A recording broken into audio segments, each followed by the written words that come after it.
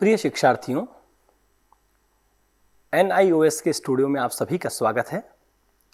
आज हम वेदाध्ययन पुस्तक के अंतर्गत वेद विषय प्रवेश इस विषय को भागशः जानेंगे, जिसमें हम सर्वप्रथम प्रथम भाग की ओर बढ़ते हैं।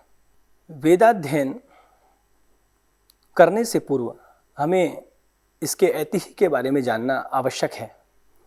ये जो वेद भगवान हैं, जिसे हम शब्दात्मक राशि के रूप में जानते हैं, वस्तुतः इनकी प्राचीनता सभी स्थलों पर प्रसिद्ध है।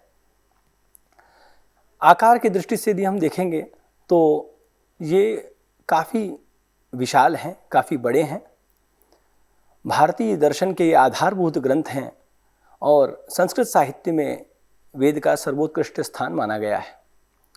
वेद को विद्वान लोग, जनसामान्य भारतीय मनीषा में अपौरुषेय मानते हैं।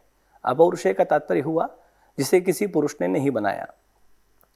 समस्त भाषा साहित्यों के मूल के रूप में वेद को स्वीकार किया गया है।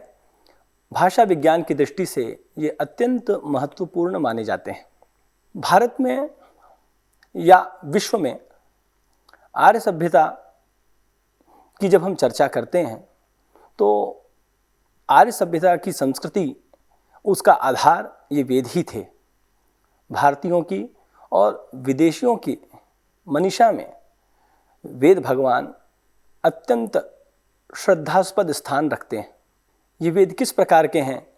ये हैं इष्ट की प्राप्ति के कारक, अर्थात जो हम प्राप्त करना चाहते हैं उसे दिलाने वाले, उसे प्राप्त कराने वाले। अनिष्ट के परिहार करता, अर्थात ऐसी वस्तुएं या ऐसे विघ्न या ऐसी समस्याएं जो हम जीवन में नहीं चाहते हैं, जो हमारे लिए अनपेक्षित हैं, उन समस्त समस्याओं से जो निराकरण कराने वाले हैं। और ये सब निराकरण के उपाय सामान्य नहीं है, इस लोक से संबंधित नहीं है, इसलिए ये अलौकिक उपायों को ज्ञापित करने वाले हैं। ये विश्व में जितने भी शास्त्र प्राप्त होते हैं, उन समस्त शास्त्रों का ज्ञापन इन वेद के आधार पर ही होता है। दर्शन शास्त्र में प्रत्यक्ष प्रमाण, अनुमान प्रमाण इत्यादि माने गए हैं। तो जो विषय प्रत्यक्ष प्रमाण और अनुमान प्रमाण से भी ज्ञात नहीं हो पाते हैं, उनका बोध कराने वाले ये वेद शास्त्र हैं। हमारे जो जितने भी स्मृति ग्रंथ हैं, यथा मनुस्मृति, याज्ञवल्क्य स्मृति इत्यादि, जितने पुराण हैं जो प्रसिद्ध रूप में अष्टादश पुराणों का हम नाम सुनते हैं, तो इन समस्त पुराणों के और स्मृतियों के पोषण करता है और वेद समस्त धर्म के मूल के रूप में हमारे भारत देश में प्रसिद्ध हैं।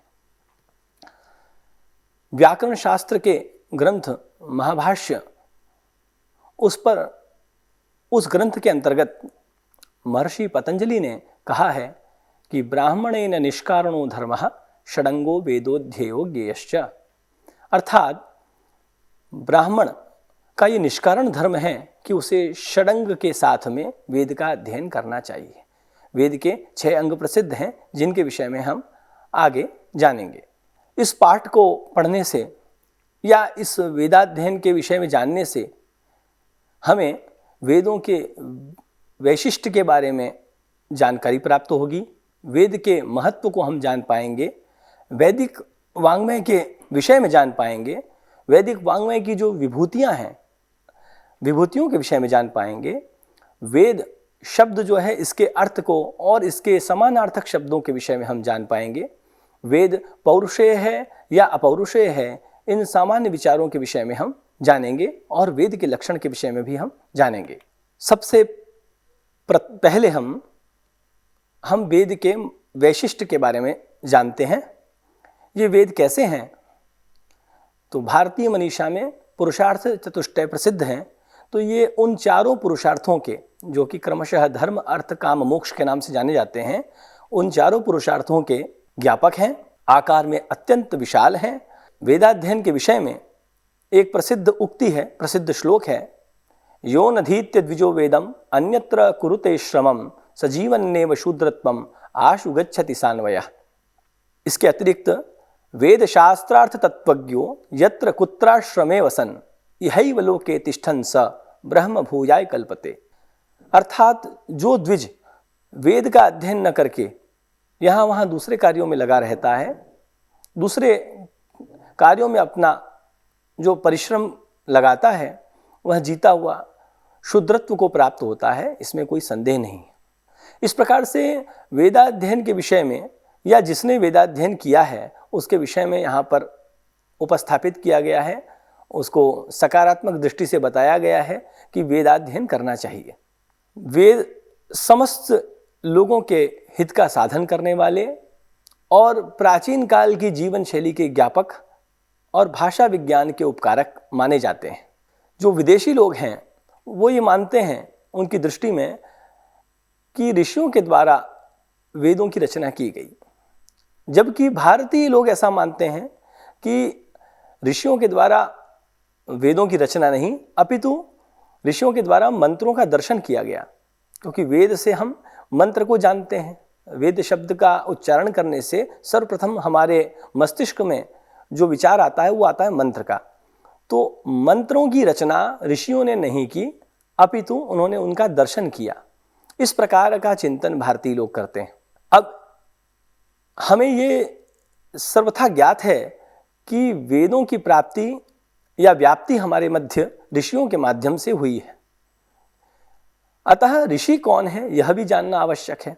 तो संस्कृत साहित्य में ऋषि शब्द की व्युत्पत्ति इस प्रकार से देखने को मिलती है, ऋषति अर्थात पश्यति इति ऋषि, अर्थात जो देखता है।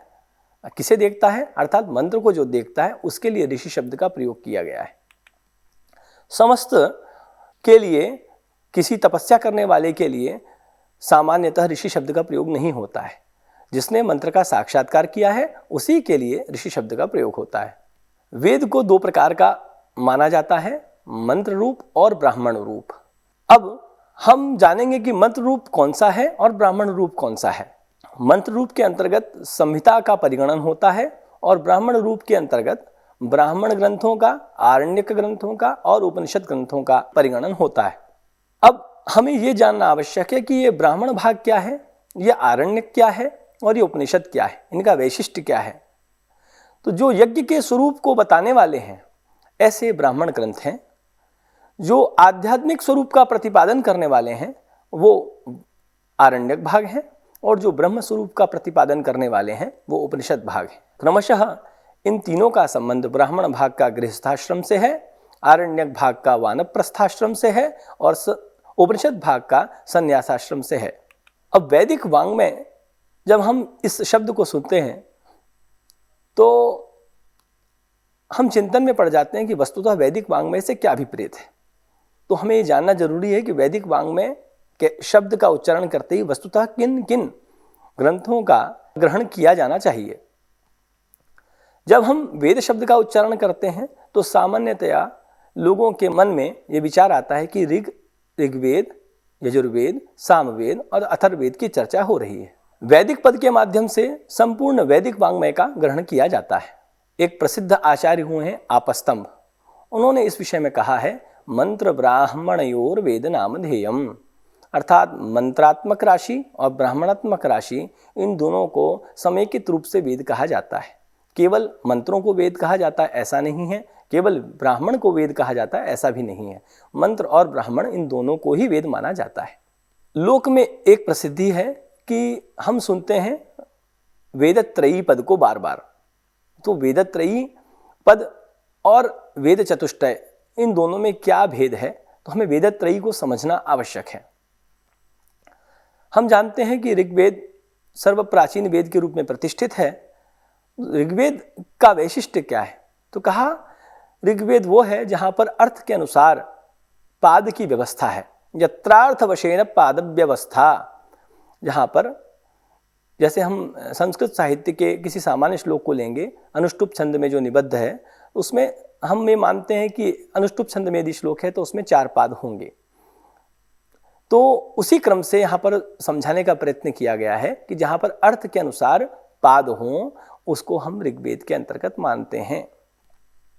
तो यजुर्वेद का क्या वैशिष्ट्य है, तो कहा यज्ञ यागादि क्रियाकलापानाम अनुरोधेन मंत्राणाम सन्निवेशः यत्र, अर्थात यज्ञ के अनुसार या यज्ञ में किए जाने वाले क्रियाकलापों के अनुसार कि हमें सर्वप्रथम क्या किया जाना है, अपाम प्रणयन करना है अथवा हमको संकल्प करना है अथवा हमें पात्रा साधन करना है। इस प्रकार की जो याज्ञिक क्रियाकलाप हैं, इन याज्ञिक क्रियाकलापों को कब कब करना है और किस क्रम में करना है, इन सब चीज़ों का ज्ञापन करने वाले यजुर्वेद हैं।